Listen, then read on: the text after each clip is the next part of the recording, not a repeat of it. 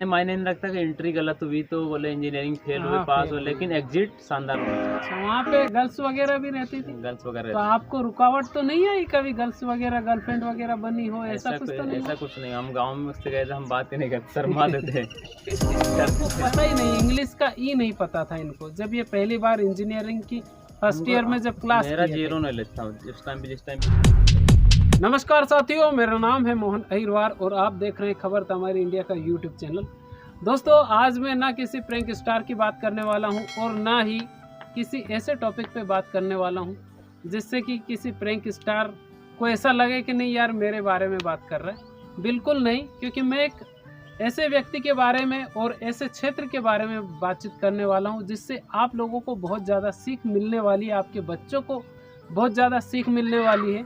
क्योंकि जो शख्सियत इस वक्त मेरे साथ में बैठी हुई है, ये कोई आम व्यक्ति नहीं है। ये फॉरेन में रहते हैं और इस वक्त यूपीएससी की तैयारी भी कर रहे हैं और कुछ ही रैंक से ये रह गए हैं, नहीं तो आज किसी डिस्ट्रिक्ट के डीएम भी हो सकते थे। तो आज हम इनसे बातचीत करेंगे, लेकिन चैनल पर पहली बार आए हैं तो रिक्वेस्ट कर रहा हूँ चैनल को सब्सक्राइब जरूर कर लीजिए। खुले मैदान में पहली बार मैं शूट कर रहा हूँ। पहले भी आप कई लोगों ने रिक्वेस्ट की है कि सर आप खुले मैदान में थोड़ा सा शूट करें ताकि हम लोगों को भी आपकी वो सब चीज़ें देखने के लिए मिले। तो मैं जानना चाहता हूँ, क्या नाम है आपका? जी, मेरा नाम जितेंद्र गोयल है। कहाँ से बिलोंग करते हैं आप? मैं ग्राम हरने माता जी से, ये छोटा सा गांव है और ये सारंगपुर तहसील के अंतर्गत आता है और मैं डिस्ट्रिक्ट मेरा राजगढ़ है, जो मध्य प्रदेश का मैं निवासी हूँ। साथियों, बहुत छोटे से गांव से ये निकले हुए हैं और इतने छोटे से गांव में से निकलना एक बहुत बड़ी बात हो जाती है। और सबसे बड़ी बात ये एक पुअर फैमिली में से निकलना, ये बहुत बड़ी बात हो जाती है। इनका जो स्ट्रगल है, यहाँ के आसपास के लोग भी ये मानते हैं कि ये इतनी छोटी सी फैमिली और इतनी गरीब फैमिली से बंदा कैसे निकला। तो आज इनकी जो जर्नी है आप देखिए, और अपने बच्चों को अगर आप यूपीएससी की तैयारी करवाना चाहते हैं, पीएससी की तैयारी करवाना चाहते हैं, तो ये सब चीज़ें आप इनसे सीख सकते हैं। क्योंकि ये बहुत होनहार है, ये सिविल इंजीनियर है, एनआईटी के यानी कर्नाटक में जो एनआईटी के है सूरतकल में, वहाँ से इन्होंने एमटेक किया हुआ है। तो ऐसी कोई बात नहीं है, मैं प्रैंक वीडियो शूट नहीं कर रहा हूँ, ये एक एजुकेशनल वीडियो है और जिससे आप लोगों को भी बहुत बड़ी सीख मिलेगी। तो आप मुझे ये बताइए कि सबसे पहले आप जब एनआईटी के तक पहुँचे थे, यानी कि जो एक तरह से ये बोल सकते हैं कि उच्च शिक्षण संस्थान, हमारे हिंदी में बोल सकते हैं हम, कि हायर एजुकेशन के लिए जब आप गए तो उससे पहले आपने क्या क्या किया? क्योंकि लोगों को पता ही नहीं है कि हायर एजुकेशन होता कैसे है। बहुत सारे कम लोगों को पता है, ग्रामीण क्षेत्र में तो नहीं पता होता है भाइयों। मैंने सबसे पहले तो वो अपना बेसिक एजुकेशनल कंप्लीट किया, जैसे कि 1 to 10th पढ़ता है बंदा या बंदी कोई भी, 10th कंप्लीट किया। इसके बाद में मैं 12th कंप्लीट किया। इसके बाद में जैसे कि इसके बाद में कोई प्लान नहीं था इंजीनियरिंग करने का, ऐसा कोई ना पापा को पता था ना मम्मी को पता था, फैमिली में कोई बताने वाला नहीं था ऐसा कि 12th के बाद कुछ हो सकता है या फिर 10th के बाद कुछ हो सकता है। जो भी लिया मन से लिया और उसमें थोड़ा लगन भी लगाया अपना। तो उसमें क्या रहता है, जैसे कि मैं 12th के इसके बाद में मैंने ऐसे भोपाल घूमने के लिए गया था। ऐसे रहता है ना, बहुत सारा प्राइवेट बहुत सारा कंपनी रहता है, जैसे कि हम क्या सोचते हैं कि अगर 3 मेंबर को जोड़ेंगे तो हम 500 रुपये मिल जाएंगे, ऐसा कंपनी में हम इसके चक्कर में ऐसे हम घूमने एक दोस्त के साथ निकले थे। लेकिन तो मैं आपसे ये कहना चाहता हूँ कि आपकी जो जर्नी है ये कहाँ से स्टार्ट की? क्योंकि आप जब सूरतकल पहुँचे कर्नाटक, उससे पहले बहुत सारी चीज़ें होती है हायर एजुकेशन के लिए, तो वो कैसे आपने, मतलब उसको कैसे आपने झेला और कैसे आपने हैदराबाद में तैयारी की? क्योंकि साथियों, एक नेशनल कॉलेज में दाखिल होने के लिए बहुत सारे पापड़ बेलने होते हैं। तो आप लोगों को अगर नहीं पता हो और हो भी हो तो आप मुझे कमेंट करके ज़रूर बता सकते हैं कि क्या क्या ये चीज़ें जो बोल रहे हैं और जो बोलने वाले हैं, इनमें क्या सच है और क्या गलत है। तो आपने कहाँ से अपनी जर्नी स्टार्ट की? मैंने 10th क्लास किया, 12th क्लास किया। इसके बाद में मैं जैसे कि 12th कंप्लीट कर लिया, इसके बाद मैंने इंजीनियरिंग में एडमिशन लिया। तो इंजीनियरिंग में एडमिशन डायरेक्ट नहीं ले लिया, ना मेरे को पता था इंजीनियरिंग में एडमिशन कैसे होता है कैसे नहीं होता है। तो मैं छोटा सा रहता ना, जैसे कंपनी से रहता है, इस मेंबर्स को जोड़ना रहता है और वो तो कमीशन मिलता है ना, उस वाले कंपनी में मैं ऐसे ही सेमिनार अटेंड करने के लिए गया था। वहाँ पे मुझे एक बंदा मिला, वो बंदे ने मेरे से बात किया कि बोले आप कौन सा क्लास पढ़ते हो, तो हम बोले हम अभी 12th किए हैं। तो उन्होंने बोला था कि अच्छा कौन से ईयर में, हम बोले 2013 में 12th किए हैं, इसी साल अब लेटेस्ट पास आउट है। तो उन्होंने बोला कि आप आगे क्या करना चाहते हो, हम बोले हम तो कुछ नहीं, BSc करेंगे या फिर अभी तो हमने 12th किया मैथमेटिक्स से, या तो फिर हम MA कर लेंगे, BA कर लेंगे। यानी कि कोई प्लान नहीं था आपका कि आप इंजीनियरिंग करने वाले हैं, ऐसा कोई भी प्लान नहीं था? 1% प्लान नहीं था। तो जैसे कि हम कुछ प्लानिंग पहले से, प्री प्लानिंग कुछ नहीं था। क्योंकि जो अमीर घराना होता है दोस्तों, पहले से ही बच्चों का जो फ्यूचर है पहले से तैयार करके रखते हैं, लेकिन गरीबों का तो ऐसा होता है कि भाई जो मिल गया उसमें ही खुश हो जाते हैं। लेकिन इनकी जो जर्नी है सुनने के लायक है, और इन्होंने कैसे कैसे फेस किया है वो सब चीज़ें आप सुनिए इनसे, क्योंकि इनकी मुख जबानी है, मैं तो कुछ नहीं बोलने वाला हूँ।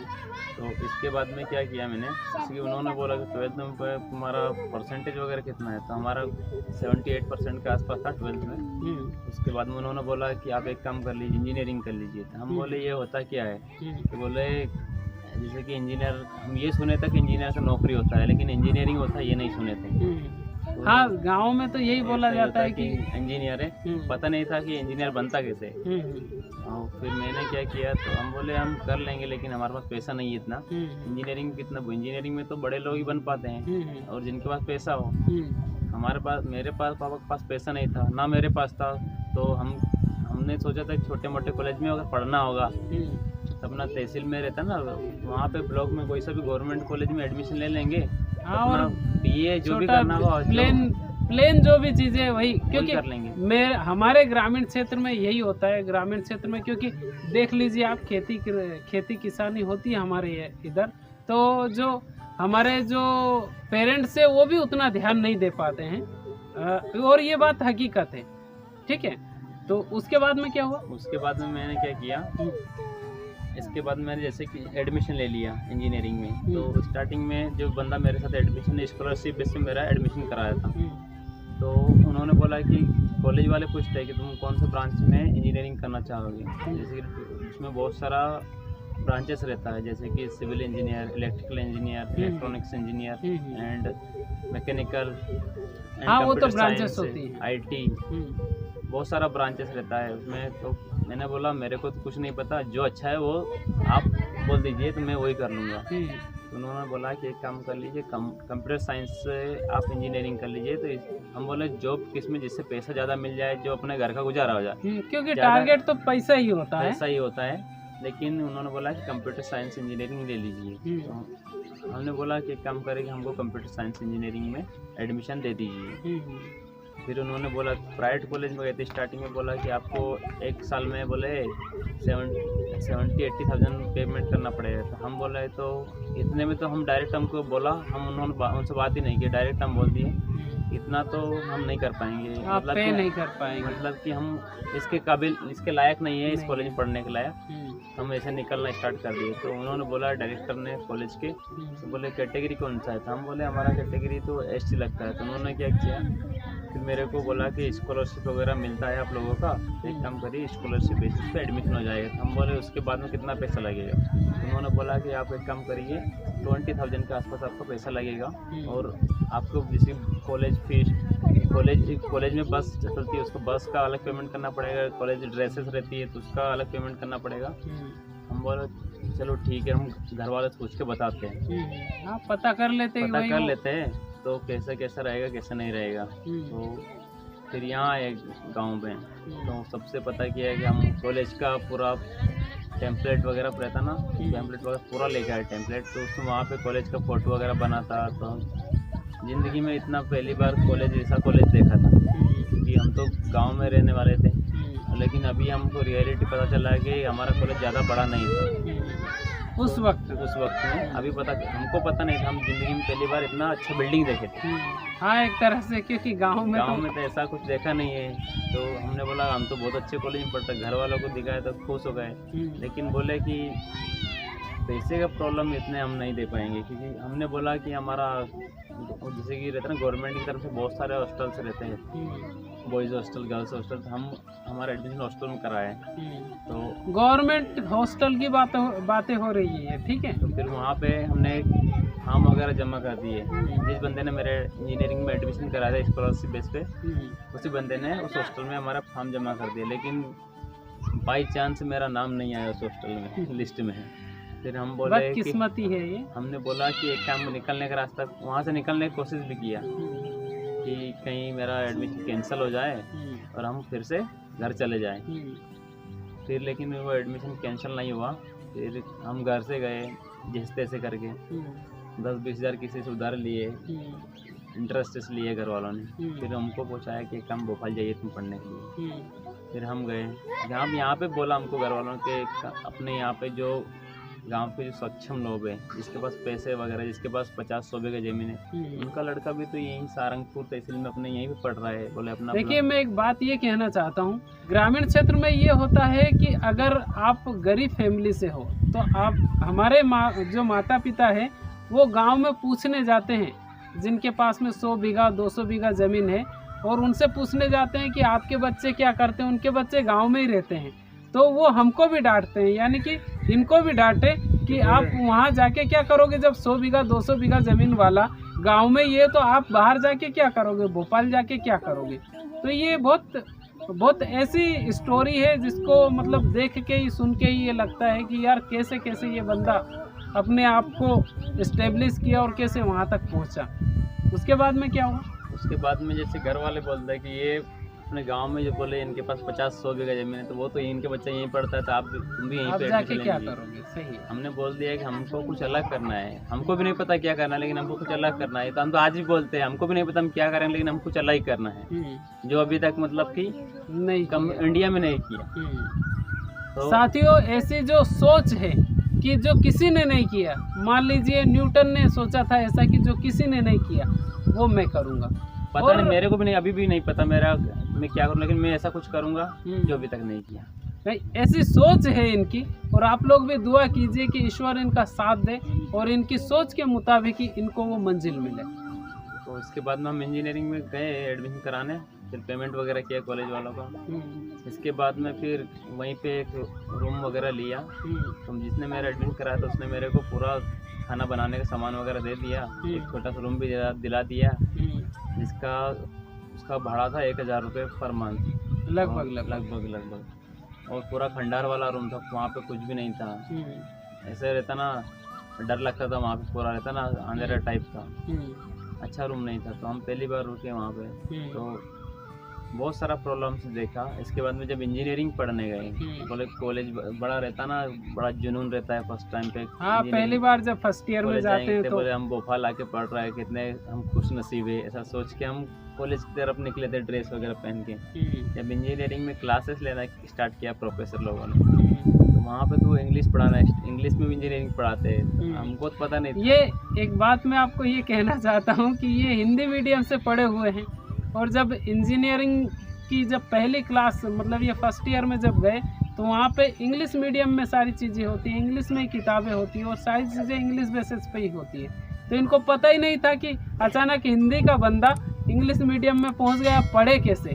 दूसरी बात, आप इस वीडियो में बने रहिए, क्योंकि ये एमटेक करने के बाद में फ़ॉरेन गए थे, और फ़ॉरेन से 1 साल इन्होंने जॉब किया सिविल इंजीनियर का। उसके बाद में जॉब को छोड़ दिया, उसके बाद में अब ये यूपीएससी की तैयारी कर रहे हैं। तो जर्नी बहुत शानदार है इनकी, और बहुत स्ट्रगल इन्होंने किया है और अभी भी स्ट्रगल ही कर रहे हैं। तो आप इस वीडियो में अंत तक बने रहिए। उसके बाद में क्या हुआ जब आप कॉलेज गए? तो वहाँ पे जैसे कि फर्स्ट क्लास था मेरा इंजीनियरिंग मैकेनिक्स का, तो वहाँ पे जैसे जनरली जैसे कि हमारा जो जियोमेट्री वगैरह पढ़ा रहता है इंजीनियरिंग में, जो फर्स्ट ईयर रहता है ना, वहाँ पे पूरा बेसिक्स रहता है। अगर 12th का बंदा अच्छे से पढ़ा तो चीज़ें आराम से कर सकता है, नया कुछ नहीं मिलता है, थोड़ा हमारा 12th से रिलेटेड रहता है।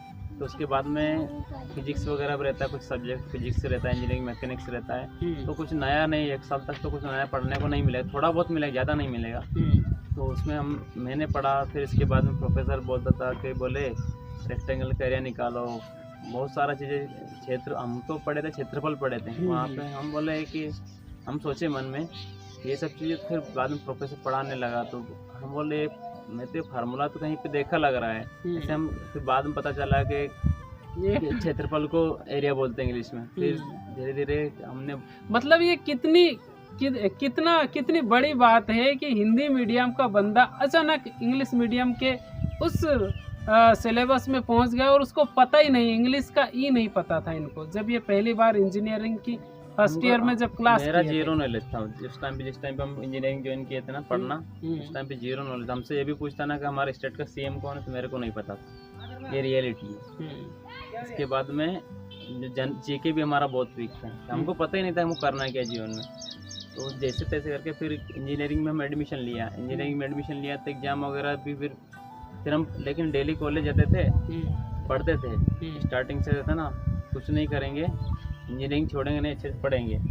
तो जैसे क्लास 1 भी मिस नहीं होता था मेरा, मैं हर एक दिन कॉलेज जाता था, नोट्स वगैरह बनाया करता था। बुक्स वगैरह पढ़ने का शौक तो मेरे को बचपन से था, भले समझ नहीं आता था लेकिन बुक्स पढ़ता था। कुछ भी मेरा ये मानना था कि कोई सब चैप्टर पढ़ रहा है, कुछ समझ नहीं आएगा लेकिन पढ़ूंगा। अगर कुछ ना पढ़ने से अच्छा कुछ पढ़ना अच्छा होता है। गलती से 1-2 वर्ड भी कुछ नया सीखा तो मतलब कुछ जीवन में कुछ नया सीखा है। तो डेली मैं वही करता था, इंजीनियरिंग में वही करता था। तो हमारे बहुत सारे फ्रेंड सर्कल वहाँ पे फिर दोस्त लोग बन गए। फिर इंजीनियरिंग का फर्स्ट ईयर का एग्ज़ाम हुआ तो कैसा रहा रिजल्ट? उसमें 5 सब्जेक्ट थे उसमें, इसमें से मेरा एक सब्जेक्ट फर्स्ट टाइम में बैक लग गया। पहली बार से मैं बैक लग गया। तो हम जैसे बहुत सारे सीनियर्स वगैरह थे, बोले सर मेरा तो बैक लग गया, तो अब इसका क्या करना पड़ेगा। मेरे को पता नहीं था कि जैसे मेरे को लगा कि मेरा 1 साल बर्बाद हो गया, अब मैं या फिर सप्लीमेंट्री का एग्ज़ाम देना पड़ेगा। लेकिन इंजीनियरिंग में ऐसा नहीं होता है। अगर आप फर्स्ट ईयर में फेल हुए ना तो आपको पहली शर्त रहता है यूनिवर्सिटी का, कुछ रहता है जैसे कि गाइडलाइंस वगैरह के, आपको अगर जैसे कि फर्स्ट ईयर में आपके पूरे 5 सब्जेक्ट अगर फेल हो गए तो इंजीनियरिंग में कोई घबराने वाली बात नहीं है। आपको शर्त यह है कि 5 से ज़्यादा बैक नहीं। जैसे फर्स्ट ईयर में 5 सब्जेक्ट अगर बैक लग गया, सेकंड ईयर में आपको कम से कम 5 सब्जेक्ट फिर आएंगे, तो आपको क्या करना पड़ेगा, एक साथ अगर 10 भी क्लियर कर लिया आपने तो कुछ नहीं होगा, प्रॉब्लम नहीं है। अगर आपका पुराना 5 निकल गया और अगला 5 लग भी जाए तो कोई दिक्कत नहीं। लेकिन फाइनली शर्त वो था वहाँ पर यूनिवर्सिटी का कि आपको 5 से ज़्यादा सब्जेक्ट बैक नहीं होना चाहिए, और थर्ड ईयर में जाने के लिए आपको फर्स्ट ईयर क्लियर होना चाहिए। फिर हम बोले, मेरा सीनियर बोलता है कि इंजीनियरिंग बिना बैक के तो हमारा सभी का लगा, हमारा सभी का लगता है। तो फिर मैंने बोला नहीं, बहुत ऐसा नहीं कि सभी को लगता है, कुछ लोगों को नहीं भी लगता है। जिनका पढ़ने वाला बेस मजबूत है तो होता है, नहीं भी लगता है। जिस कॉलेज में पढ़ा उसमें लगभग हर एक बंदे को लगता था वहाँ पे। फिर इसके बाद में सेकंड तो सारे लड़के एक ही लेवल के होते थे क्या वहाँ? अलग अलग टाइप सीबीएसई वाले मिलते तो कुछ, लेकिन खूब लग जाते थे कभी कभी। अच्छा, वहाँ पे गर्ल्स वगैरह भी रहती थी? गर्ल्स वगैरह। तो आपको रुकावट तो नहीं आई कभी, गर्ल्स वगैरह गर्लफ्रेंड वगैरह बनी हो? ऐसा कुछ तो नहीं? ऐसा कुछ नहीं, हम गाँव में उससे गए थे, हम बात ही नहीं करते, शर्मा देते मतलब ये जब गांव में से निकल के गए और गांव में से जब कॉलेज में जाता है और भोपाल जैसी सिटी में जाता है, हमारी पहली बार जाता है तो लड़कियों से बात करने में भी डर लगता है। हमारे साथ भी ये हुआ था, लड़की लोग खुद बोलता था बात करने के लिए। फिर थोड़ा सेकंड ईयर में हिम्मत किया, लेकिन सेकंड ईयर में इतना हिम्मत हो गया तो प्रोफेसर से, मैडम प्रोफेसर आती थी तो उनसे बातचीत करना स्टार्ट कर दिया। फिर पहचान बना लिया, क्योंकि जब सेकंड सेम का रिजल्ट आया था ना, उसमें मेरे सिविल इंजीनियरिंग और सीएस वालों में सभी का बैक लगा था सब्जेक्ट एक। मैं ही बंदा एक था जिसमें मेरा सब पूरा क्लियर हुआ था।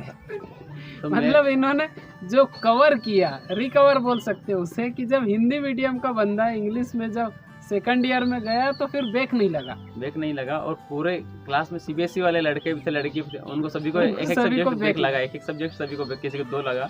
तो उसके बाद में मेरे को जैसे कि वहाँ पे झीलू बजाज मैडम थी, मेरी प्रोफेसर थी, वो बोलती थी स्वामी विवेकानंद कॉलेज में, तो उन्होंने बोला गोयल तुमने ऐसा क्या पढ़ लिया, बोले कि बोले तुम्हारा बैक नहीं लगा। तो मतलब क्लास में सभी लोगों को बैक लगा था, सिर्फ जितेंद्र गोयल को छोड़कर नहीं लगा। मेरे को बैक नहीं लगा था सेकंड ईयर में।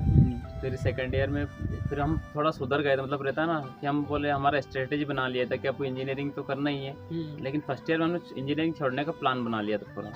हमने बोला कि इंग्लिश में तो नहीं हो पाएगी, तो एक काम करते हैं कि एक डर लग रहा था। डर क्या लग रहा था, हम बताते हैं, हम 11th 12th में जब भी पढ़े, छोटा क्लास पढ़े जो भी, हमको बस 33 नंबर आ जाए इंग्लिश में। और हमको अगर हमको वो नहीं, क्या रहता है कि ग्रामीण क्षेत्र का जो बंदा रहता है उसका इंग्लिश तो उतना मजबूत होता नहीं है, सिर्फ यहाँ तक कि हिंदी भी मजबूत नहीं होता है, उसकी जो रीजनल लैंग्वेज है वही उसकी मजबूत होती है। और वो इंग्लिश से इतना डरता है कि सिर्फ मुझे अगर 50 नंबर का अगर पेपर है तो उसको बस ये रहता है कि बस किसी तरह से मुझे 17 नंबर आ जाए। ऐसा ही सीन हमारा था। तो फिर और 100 का रहता है तो उसको लगता है किसी तरह से 33 नंबर आ जाए बस। मेरा 10th में 40 मार्क्स आया था इंग्लिश में, और 12th में तो 75 के आसपास आया था, तो थोड़ा सुधार किया था उसमें भी। और इसके बाद में इंजीनियरिंग में भी ऐसा ही फिर इंग्लिश वगैरह। फिर फर्स्ट ईयर क्या किया था, जैसे कि हम फर्स्ट ईयर में मन नहीं लगता था इंजीनियरिंग पढ़ने में, तो हम बोले क्या करते तो कुछ नहीं, 12th का मैथमेटिक्स से लगाते थे। 12th का मैथमेटिक्स की बुक ले गए थे, बोले कुछ नहीं 12th पढ़ेंगे फिर से ऐसे करके। तो हमको पता नहीं था कि इंजीनियरिंग मैथमेटिक्स भी होता है इंजीनियरिंग में। बाद में 12th का बहुत सारी चीज़ हम जब हम थर्ड सेम में गए, सेकंड सेम में ही हमारा मैथमेटिक्स आ गया था उसमें। हम बोला कि हम फर्स्ट ईयर जो पढ़े थे वो तो हमको काम आ रहा है, अभी हमको पूरा नहीं पता था क्या क्या सब्जेक्ट रहता है क्या नहीं रहता है अगले सेमेस्टर का। हम बोले कुछ टाइम पास करने से अच्छा है तो कुछ नहीं, मैथमेटिक्स अच्छा लगता है 12th में, तो वही पढ़ते हैं।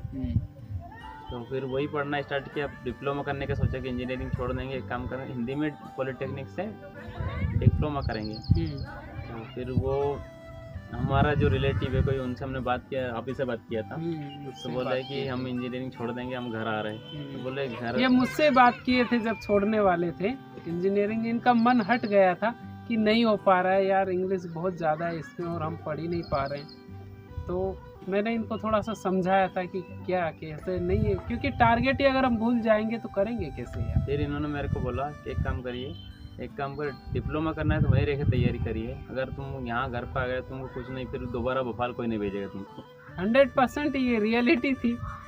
और हम छोड़ देते शायद, पता नहीं कि हम आगे पढ़ पाते, हम जॉब भी कर पाते, इंजीनियर भी बन पाते, हमको भी नहीं पता है। नहीं, वो हमारे इधर रिवाज ही, अगर एक बार पढ़ने गया बंदा घर पे आ गया तो खेती बाड़ी के अलावा दूसरा काम नहीं, कोई ऑप्शन नहीं है। ऑप्शन नहीं है। ऐसा पैरेलली कोई सा काम कर रहा है कोई बंदा, तो वहाँ पे मल्टीपल चॉइस नहीं रहेगा। अगर एक ही चॉइस रहेगा जीवन में, वो भी खुद से चॉइस करो क्या करना है क्या नहीं करना है। लड़ झगड़ के घर वालों से जाओगे, बोले हमको पढ़ना है, बहुत सारे स्ट्रगल, तो वो हर कदम पे स्ट्रगल था। अच्छा ये बताइए, जब आप NITK में गए तो NITK में कैसा था? पहली बार आप हायर एजुकेशन में गए, पहली बार आपने एक